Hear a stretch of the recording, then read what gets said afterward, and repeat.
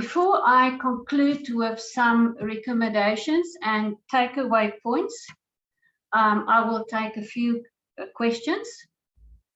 Yes, sorry. Thank you very much, Ms. Olivier. You certainly raised the most pertinent issues that we are faced with. Parthy Chetty has his hand raised. Please speak to us. Thanks, Yancy. Ellie, thanks very much for the presentation. I think the real problem that we're facing with, especially with regards to maths, pure maths, and so on, is the priority of schools and provincial and district officers to focus on a pass rate. And this goes totally against us building a nation of critical thinkers and of learners that are key to take STEM studies at university level. It is totally counterproductive. So it is a serious conversation that we need to have. And I know of many cases where the parent thought the child is going to do engineering and come to grade 12, then realizes that the child took maths literacy because all the other friends took maths literacy, and it is too late. So you're quite right, Ellie. It is not just the child, the parents need to be brought in.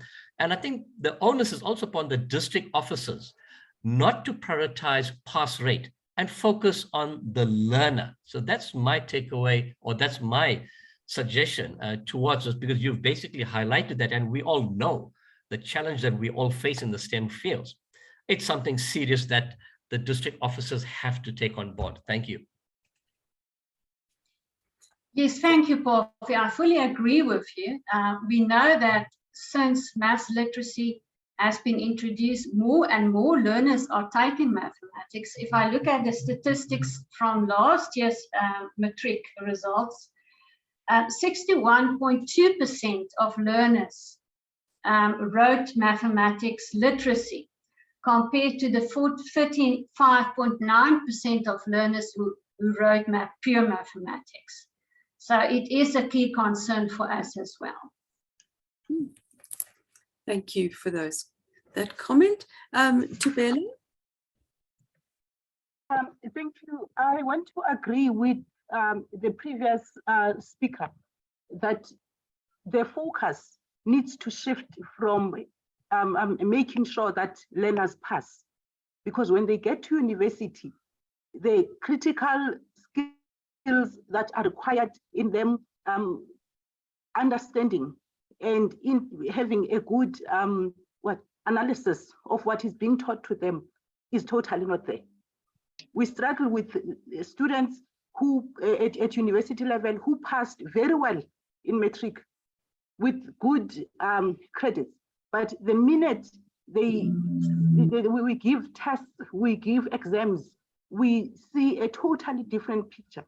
And we start asking ourselves as to how is it that the same students that achieved the required credits for the different specialization they wanted to go into are not making it, and they totally show no clue of having it. And I think that's what mathematics is supposed to do in every learner, to give us cognitive thinking, deeper thinking. And I remember when I was still in high school in the 80s, in the 90s, we were told that when you do mathematics, you can study any degree because it opens up your mind, how you apply yourself and all of that. So I agree with that. And I also I agree with the point, I think that Dr. Olivier made, that learners who study STEM, who study mathematics, there are very few of them. And being few, you also wonder if the teachers themselves have the skills to teach it to the students in a way that they can still conceptualize issues later or contextualize issues later on when they are taken into STEM degrees. So yeah, thank you. Thank you very much, Tubela. Derek, do you have a question, a comment? Thanks, Yancy. I'm just taking it to me.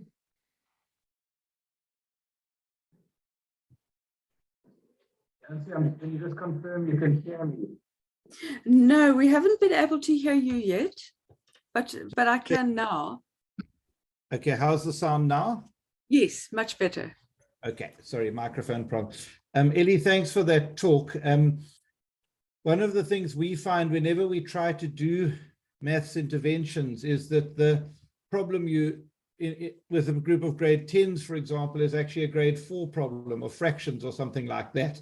I have an American maths professor here at the moment who was trying to do some calculus with matric students, and their problem was they couldn't calculate 1/3 minus 1. So, you could forget about calculus. So it's always a question of how far back do you go with any intervention, or do you basically decide that trying to work with matrics is a waste of time and we need to get involved much, much, much earlier? So what are your comments? Where should we start? And, obviously you can't start at grade 1 because there's just too much to do. So what's the sweet spot for where we should start interventions? Thanks. Yes, Ellie. Yes, thank you, Derek. So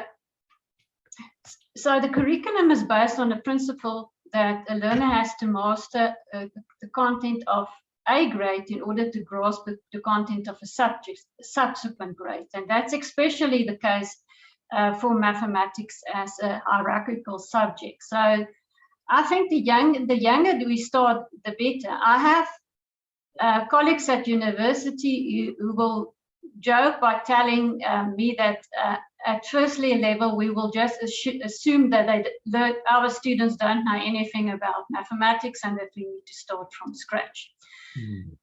We haven't done research in terms of how our learners who perform well in the mathematics Olympiad are coping at tertiary level, but we're fairly sure that those students are coping better with mathematics at tertiary level.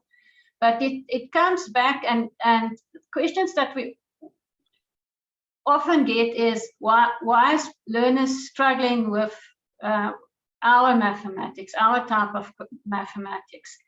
And it's a complex problem because it relates to, it's a schooling problem. You can't isolate what is happening in the mathematics Olympiad and in the challenge from what the problems in general that we are experiencing in the schooling system. And if we don't solve the basic problems, and I will get to the trimming of the curriculum when I make my conclusions, and that's one of our recommendations, Maths Foundation, that the curriculum should be trimmed.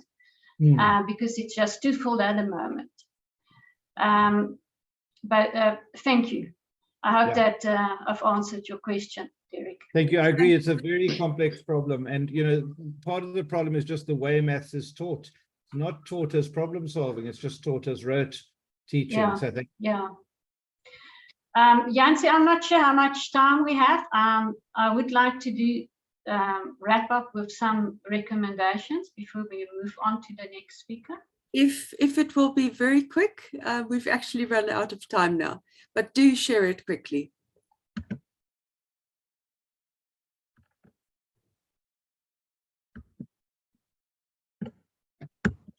Okay, I'm not sure why my screen is not moving, so I will just, it's just 4 points. The one is that I've mentioned already is that I think it's time that we, and many educationists feel it's time to trim the mathematics curriculum. The curriculum is just too full at the moment. It doesn't allow for in-depth study, and there's little or no time to pursue problem solving during mathematics lessons. Regular participation in our Olympiads and competitions is important in order to improve not only problem-solving skills, but also to ensure good pass in mathematics. And therefore, we encourage schools and learners to participate on a regular basis. Problem-solving skills will only increase in importance if we embrace the knowledge economy. And in that regard, non-routine mathematical problem-solving has shown to play an important part, one of which teachers are struggling with and the education system tends to neglect. It can be concluded that mathematics Olympiads and competition is therefore not only highly relevant to addressing a current key concern in the South African education system, but will also equip learners to fare better in mathematics. Thank you.